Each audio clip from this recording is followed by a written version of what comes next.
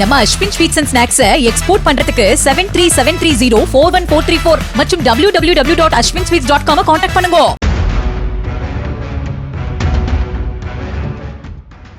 அரசு வேலைக்கு ஆசைப்பட்டு காதலித்து திருமணம் செய்து கொண்ட கணவரை மனைவி கொலை செய்த சம்பவம் அதிர்ச்சியை ஏற்படுத்தியுள்ளது.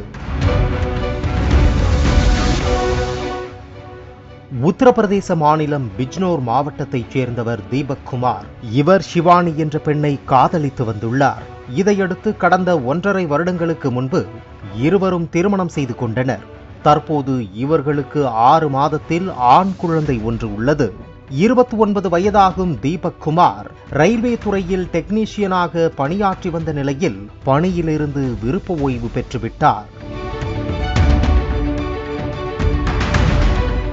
இந்நிலையில் சம்பவத்தன்று தீபக் வழக்கம் போல் பூஜை அறையில் பூஜை செய்து கொண்டிருந்த போது திடீரென மாரடைப்பு ஏற்பட்டு சம்பவ இடத்திலேயே உயிரிழந்ததாகவும் தீபக் தன்னை விட்டு போய்விட்டதாகவும் ஷிவானி தனது உறவினர்களுக்கு போன் போட்டு கதறி அழுதிருக்கிறார். இதையடுத்து உறவினர்கள் பதறி அடித்துக் கொண்டு தீபக் வீட்டிற்கு வந்துள்ளனர். அதைத் தொடர்ந்து உறவினர்கள் ஷிவானியிடம் என்ன நடந்தது என கேட்க ஷிவானியும் தீபக்கிற்கு திடீரென மாரடைப்பு ஏற்பட்டு இறந்ததாக அழுது கொண்டே கூறியிருக்கிறார். ஆனால் இதை கேட்ட தீபக்கின் சகோதரர் பியூஷ் தன்னுடைய அண்ணனின் மரணத்தில் ஏதோ சந்தேகம் இருப்பதாக உணர்ந்திருக்கிறார். எனவே மருத்துவமனையில் தீபக்கின் உடலை உடற்கூராய்வு செய்ய வேண்டும் என்று பியூஷ் கூறியிருக்கிறார். ஆனால் அதற்கு மறுப்பு தெரிவித்த ஷிவானி மருத்துவமனையில் எந்த டெஸ்டும் தன்னுடைய கணவருக்கு செய்யக்கூடாது என்று காட்டமாக கூறியிருக்கிறார். இதனால் சகோதரர் பியூஷுக்கு ஷிவானி மீது மேலும் சந்தேகம் வலுத்திருக்கிறது. உடனே தீபக்கின் மரணத்தில் சந்தேகம் உள்ளதாக கூறி போலீசில் புகார் அளித்திருக்கிறார். அதைத் தொடர்ந்து தீபக் வீட்டிற்கு வந்த போலீசார் தீபக்கின் உடலை பிரேத பரிசோதனைக்கு அனுப்பி வைத்துள்ளனர். பிரேத பரிசோதனையில் தீபக்கின் கழுத்து நெரிக்கப்பட்டது தெரிய வந்தது.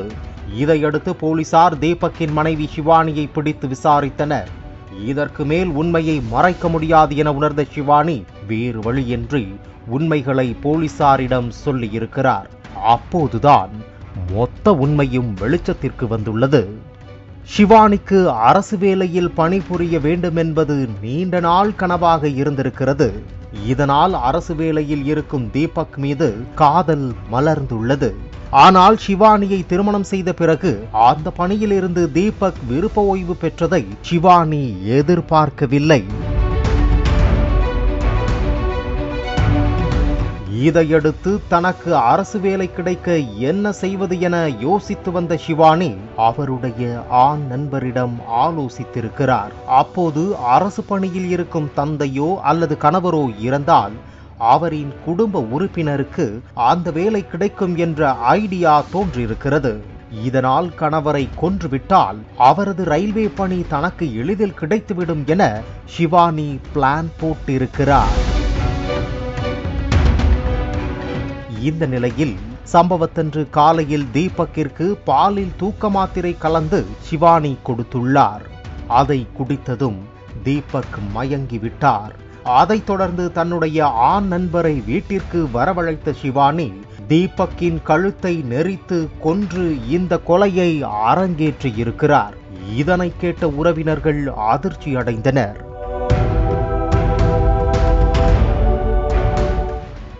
இதையடுத்து ஷிவானியும் அவரது நண்பரையும் போலீசார் கைது செய்து சிறையில் அடைத்துள்ளனர்.